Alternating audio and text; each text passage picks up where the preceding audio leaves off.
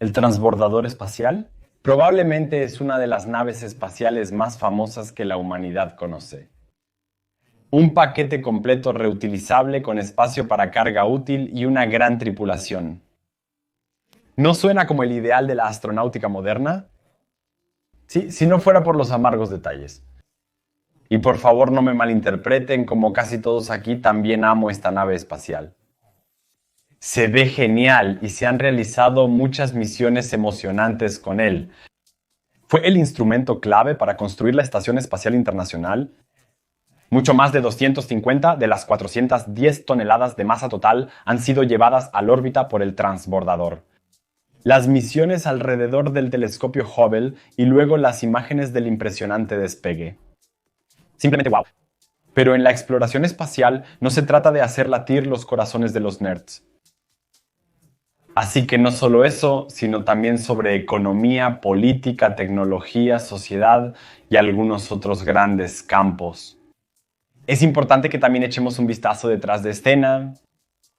Por eso, junto con Eneas, he escrito una crítica técnica una vez más. ¿Había o hay tantas cosas mal en eso que no sé por dónde empezar? Antes de nada, se debe decir lo siguiente.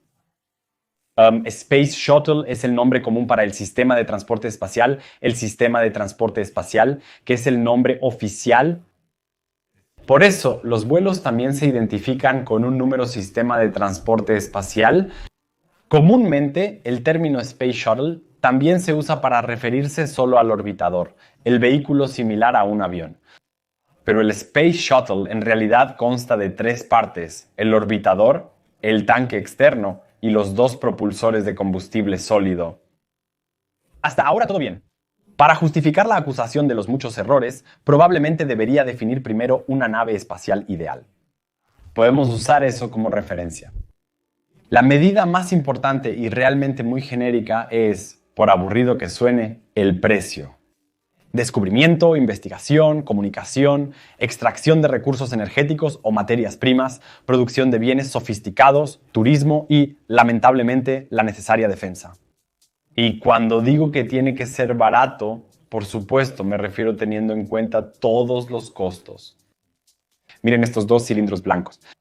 Los propulsores de cohete sólido SRBs. Están llenos de una mezcla de 70% de perclorato de amonio, 16% de aluminio, 12% de goma y 2% de resina. Esto es fácil de manejar, ya que es sólido a temperatura ambiente, puede ser llenado previamente como mortero y finalmente puede ser almacenado durante mucho tiempo. Pero cuando se quema, es evidentemente bastante sucio. Quien mire de cerca aquí verá que las grandes nubes no provienen de los motores del transbordador espacial, sino de los propulsores. Y eso es hollín, y debido a la presencia de perclorato de amonio, además de óxidos de nitrógeno y dióxido de carbono, también se forma cloruro de hidrógeno. Si lo mezclas con agua, se forma ácido clorhídrico. Delicioso.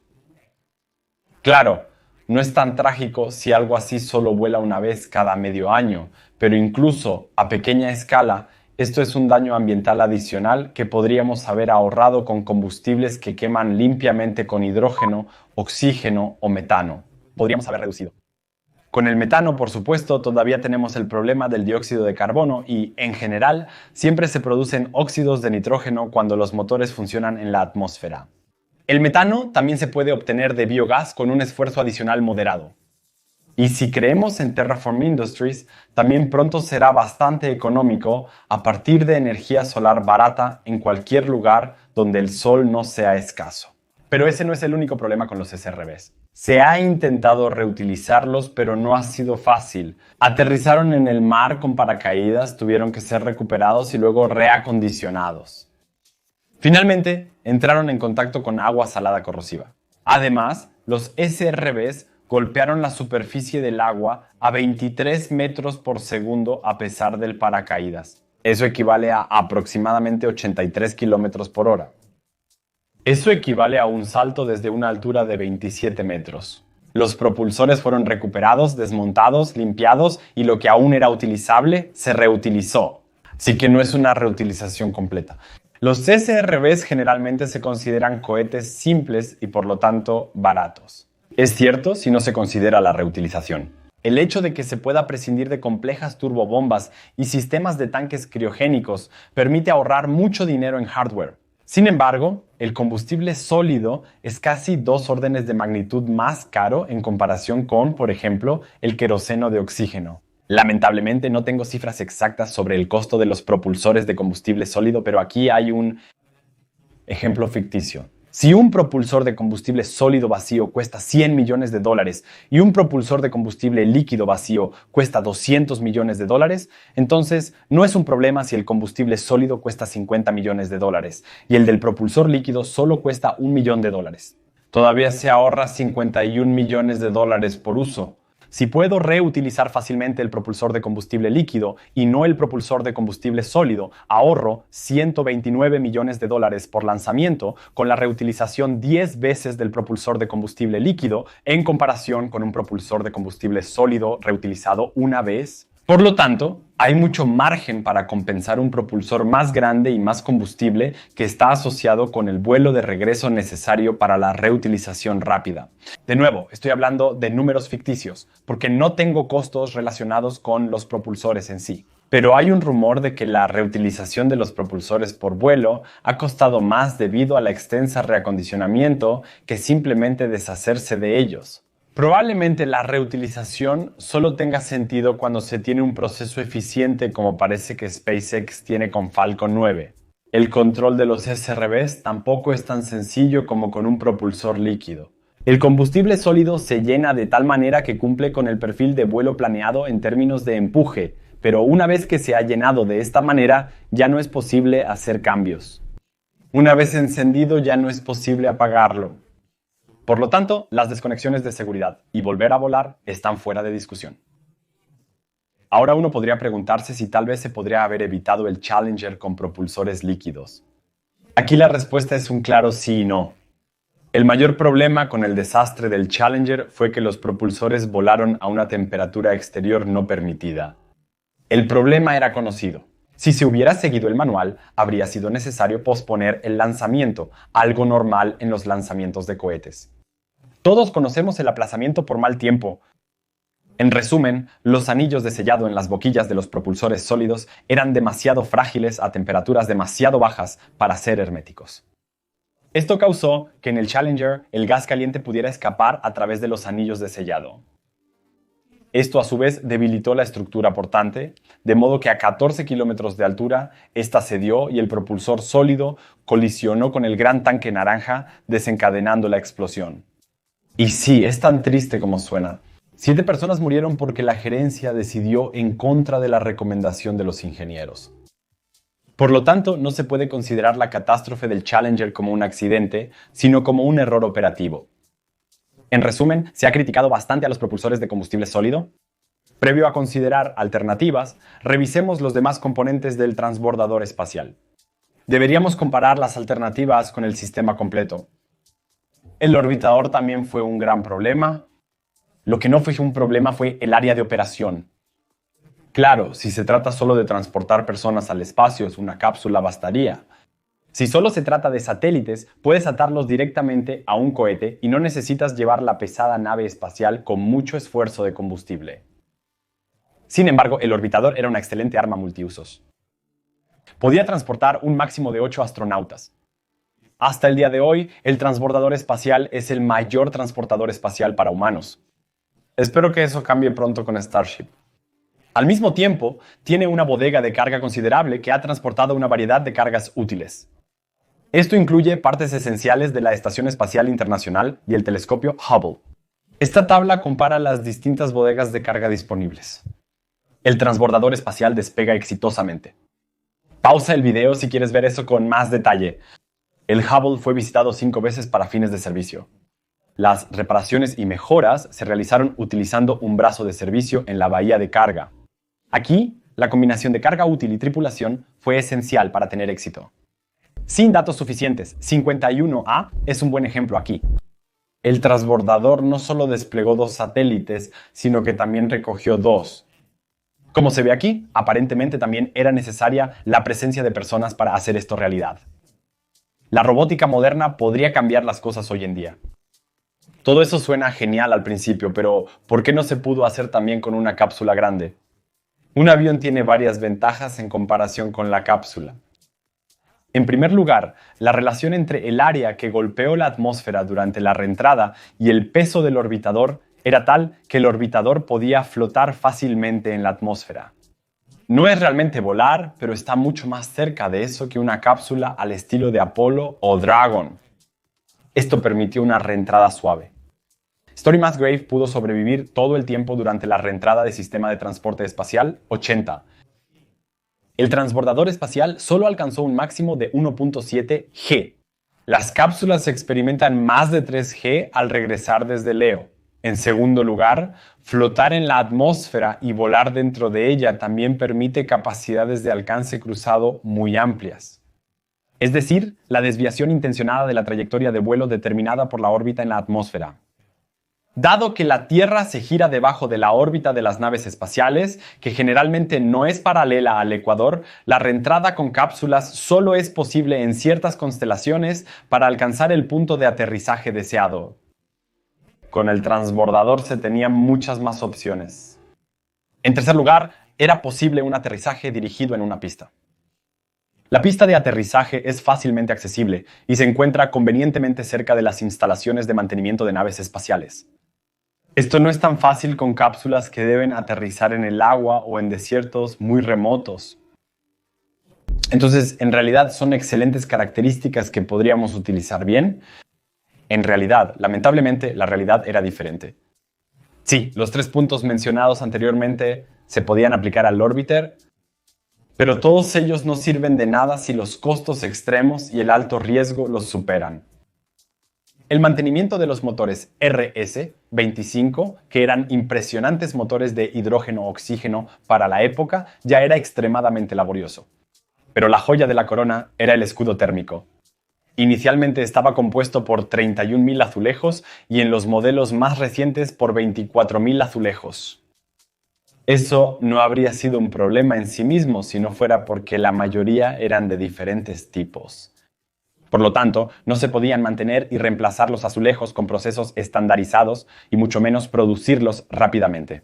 Y aquí se procedió con la mayor precaución, porque, como lamentablemente demostró el accidente del 2003, durante la reentrada del transbordador Columbia, el transbordador a veces no podía prescindir del escudo térmico, porque durante el lanzamiento un pedazo de espuma aislante se desprendió desfavorablemente del tanque naranja y golpeó las baldosas justo encima de una pieza de aluminio de soporte. 16 días después, el calor de la reentrada penetró en el ala y derritió las estructuras de soporte.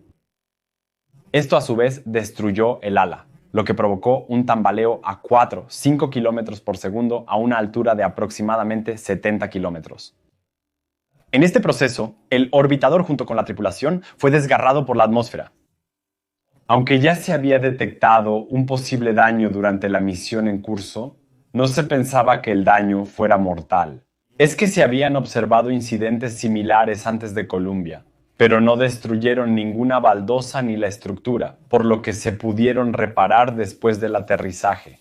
El hecho de que algo así pudiera suceder lamentablemente también se debió a que no se pudo probar el sistema hasta sus límites.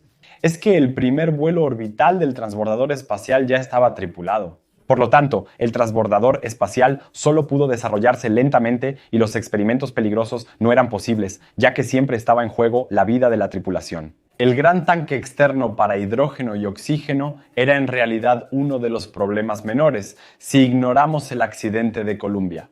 Desafortunadamente no era reutilizable. Y para ser un producto desechable era asombrosamente caro, con un costo de $75 millones estadounidenses o más por pieza. Se estima que cada pieza costó alrededor de dólar estadounidense, $175 millones estadounidenses. La versión final pesaba solo 27 toneladas y podía llevar alrededor de 730 toneladas de combustible. Para un sistema de tanques que debe lidiar con el hidrógeno, que es muy voluminoso e increíblemente frío, esa es una relación impresionantemente buena de combustible a masa seca. Y volvemos a los costos. Se dice que todo el programa del transbordador espacial costó $211.000 millones estadounidenses. Ese es el valor ajustado por inflación del año 2012. Por lo tanto, hoy se vería aún peor. Estamos hablando de alrededor de 295 mil millones de dólares estadounidenses. Por lo tanto, incluyendo todos los costos de desarrollo, son casi 2.200 millones de dólares estadounidenses por vuelo para 135 vuelos. Los costos marginales, es decir, los costos de cada vuelo adicional, excluyendo todos los costos de desarrollo, se estiman en aproximadamente 400 millones de dólares por vuelo. Si se toman en cuenta los costos totales por vuelo, se llega alrededor de 275 millones de dólares estadounidenses por astronauta o a 80.000 dólares estadounidenses por kilogramo de carga útil. Si se toman en cuenta ambos al mismo tiempo, es decir, un máximo de 8 astronautas y 27 toneladas y media de carga útil y solo se consideran los costos marginales, estamos, si se calcula a medias, en 25 millones de dólares estadounidenses por astronauta y aproximadamente 7.300 dólares por kilo de carga útil. Si consideramos que SpaceX cobra entre 65 y 80 millones de dólares estadounidenses por astronauta y alrededor de 4.000 dólares por kilogramo de carga útil, podríamos llegar a la conclusión de que el transbordador espacial quizás no era tan caro después de todo. No se pueden ignorar los costos de desarrollo. Estos están incluidos en los precios mencionados de SpaceX, además de una alta ganancia que cofinancia el desarrollo de Starship.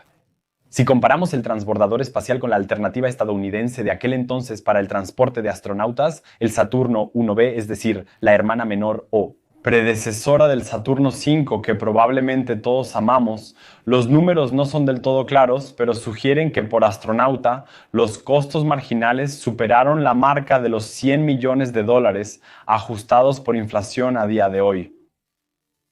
Sin embargo, el Saturno 1B apenas voló, en total solo 9 veces y de esas, solo 5 veces con carga útil real. Es sospechoso que si se hubiera producido y volado en masa, el Saturno 1B probablemente podría haber competido con el transbordador espacial, pero el Saturno 1B era demasiado pequeño para llevar carga útil y 8 astronautas al mismo tiempo. Si se hubiera utilizado el sistema en lugar del transbordador espacial, se habrían necesitado 3 vuelos, ya que la cápsula Apolo tenía la capacidad, en versiones posteriores, de albergar a 5 personas en lugar de 3 en caso de emergencia. En 6 metros cúbicos, una empresa aún más pequeña. El orbitador ofrecía al menos 71 metros cúbicos. Para 8 astronautas, eso es casi 9 metros cúbicos por persona. En Apolo, el valor en operación de 3 hombres era de solo 2 metros cúbicos por persona. ¿Es mucho espacio una razón para cambiar al transbordador espacial? De ninguna manera. Así que vayamos a la pregunta de qué podría haber hecho la Administración Nacional de la Aeronáutica y del Espacio como alternativa. Permanecer en el sistema Saturno no habría sido una mala idea durante el periodo de transición. El sistema estaba aprobado y toda la infraestructura estaba allí. Solo que ciertamente podría haber soportado mejoras. Desarrollar un nuevo sistema al mismo tiempo ciertamente habría encajado. Descubrimiento, investigación, comunicación, extracción de recursos, producción, turismo y defensa, idealmente a un precio favorable. Sistema de transporte, ya que, de lo contrario, la mayoría de esto no sería rentable. ¿Qué parte de eso pudo manejar el Space Shuttle? La exploración era apenas posible con el Space Shuttle, ya que este solo estaba diseñado para la órbita terrestre baja. Llevar astronautas a la Luna o incluso a Marte era imposible, sin importar lo que el programa For All Mankind quiera hacerte creer. La investigación pudo realizarse con la construcción y acceso a la Estación Espacial Internacional, el transporte y mantenimiento del telescopio Hubble y la implementación de satélites con una etapa de alta energía adicional. La comunicación habría sido más fácil con un sistema de soporte más pequeño. La extracción de recursos era imposible con el transbordador espacial, ya que no tenía la capacidad de abandonar el LEO y volar a asteroides u otros planetas. El despliegue de paneles solares o concentradores de luz también era demasiado caro con el transbordador espacial. Para la producción y el turismo, los costos de transporte probablemente también eran prohibitivamente altos. Del mismo modo, la defensa, aparte del despliegue de satélites militares, tampoco es realmente factible. Un sistema que pueda evolucionar para atender todos los puntos mencionados anteriormente no es tan irreal. Pero los requisitos básicos para esto son siempre, ante todo, costos bajos. Se pueden lograr impulsos específicos muy grandes con motores de cohetes altamente complejos, como el RS-25, si el sistema portador con bajo específico de sistema de propulsión sigue siendo más barato. La reutilización solo tiene sentido si es más barata que la alternativa de usar y tirar. La modularidad solo tiene sentido si realmente ahorra dinero en comparación con el sistema sobredimensionado que podría atender todos los casos de uso. Sin embargo, la modularidad ofrece aspectos interesantes para ahorrar costos. Por ejemplo, si tengo un motor más pequeño, para el cual no necesito instalaciones enormes para desarrollarlo y puedo agruparlo en clústeres de cualquier tamaño más tarde para impulsar cohetes pesados, probablemente he ahorrado bastante en términos de costos ganado. Necesito muchos motores, puedo producirlos en serie, lo que ofrece enormes posibilidades de ahorro de costos. Los motores pequeños también me permiten usarlos para varias etapas del cohete. Las etapas superiores suelen ser mucho más pequeñas que las monstruosas etapas inferiores. El Falcon 9 o el Starship son excelentes ejemplos. También pueden fallar algunos sin que se vea afectado excesivamente el rendimiento del cohete. Si uno de los 5 motores F1 de la Saturno V hubiera fallado, la misión habría terminado. La modularidad de un material de construcción para las etapas también es útil. Starship demuestra bastante bien que probablemente no era necesario apostar por el aluminio todo este tiempo. El acero es más fácil de trabajar y es mucho más barato. La relación entre resistencia y capacidad de carga en aceros de alta calidad no es mucho peor que en aluminio. Y eso fue incluso en los inicios del desarrollo de cohetes, conocido tanques de globo. Se fabricaron, por ejemplo, en el cohete Atlas de acero en lugar de aluminio. Se podrían dar conferencias de horas sobre todos los detalles, pero al final se podría haber intentado desarrollar un sistema de soporte de 5 o incluso 6 etapas, por ejemplo. En su totalidad, un sistema así podría proporcionar a una pequeña carga útil tanto del Delta que podría volar hasta Plutón o incluso salir del sistema solar. También se pueden colocar en la parte superior construcciones de planeadores espaciales como Dream Chaser que ofrecen reentrada suave y de rango cruzado. El escudo térmico podría ser diseñado como un bien de consumo. Es muy similar con la Dragon de SpaceX. La cápsula se reutiliza y el escudo térmico se renueva constantemente. También se puede hacer que las etapas sean reutilizables con el tiempo. El regreso de la primera etapa, como en el Falcon 9, también habría sido técnicamente posible en aquel entonces. Por supuesto, no se debe cometer el mismo error que con el Space Shuttle y volar con tripulación desde el principio. El Space Shuttle tuvo una competencia con la energía Boran desarrollada por la Unión Soviética que voló los 2 vuelos para los que aún había dinero sin tripulación. Una ventaja de la energía Boran fue el concepto de los propulsores líquidos que regresaban.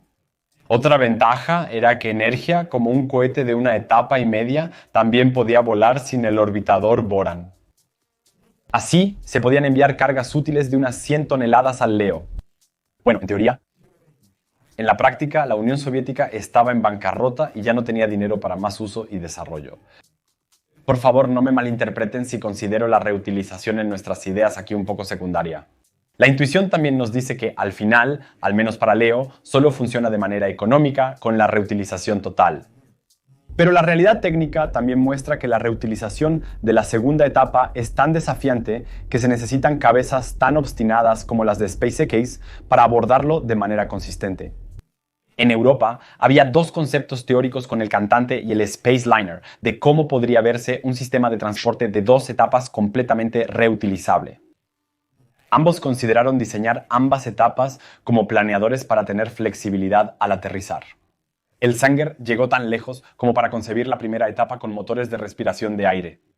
Lo difícil que es esto a las altas velocidades necesarias para la separación de etapas lo demuestra el desarrollo hasta ahora infructuoso del motor Sabra para Skylon, un sistema de lanzamiento espacial de una sola etapa. A velocidades lentas, los motores de respiración de aire son una obviedad. Casi todos los aviones vuelan con ellos, pero estos solo vuelan a 900 km por hora. A velocidades relevantes para cohetes orbitales, la respiración de aire de los motores se vuelve mucho más complicada. El intento más pragmático de reutilización total, que también podría ahorrar la mayoría de los costos, sigue siendo el concepto de Starship. Aunque un vuelo de prueba tras otro está fallando, los avances son enormes y el concepto se está consolidando en algo que también podría tener mucho éxito en la reutilización parcial. La multietapa, que sugerimos como alternativa a Saturno en lugar del transbordador espacial, se reemplaza aquí con el reabastecimiento en órbita. Pero la etapa superior de Starship retoma el suave reingreso y las grandes capacidades de cross range con el gran escudo térmico y las pequeñas aletas. Aunque el aterrizaje parezca salvaje, se puede diseñar de tal manera que las cargas útiles no experimenten más de 2G de fuerza. Para concluir, el transbordador espacial fue un sistema de transporte fascinante, pero es bueno que sea cosa del pasado. Los altos costos y el uso limitado probablemente le hicieron, por duro que suene, un flaco favor a la Administración Nacional de la Aeronáutica y del Espacio. Soy Sir Juan y esto fue Crónicas de Marte. Gracias por sintonizar. Per aspera ad astra.